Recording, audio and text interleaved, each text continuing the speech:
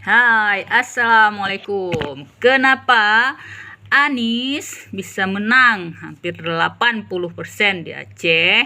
Ayo, kenapa?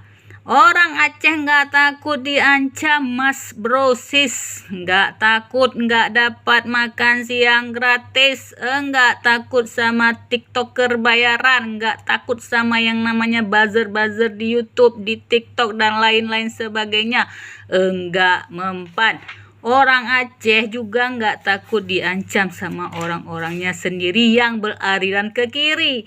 Orang Aceh nggak takut sama sekali. Orang Aceh nggak peduli mau dikatakan bodoh, tunggang, bangai, nggak logis pikiran kalau nggak pilih Prabowo. Nggak takut.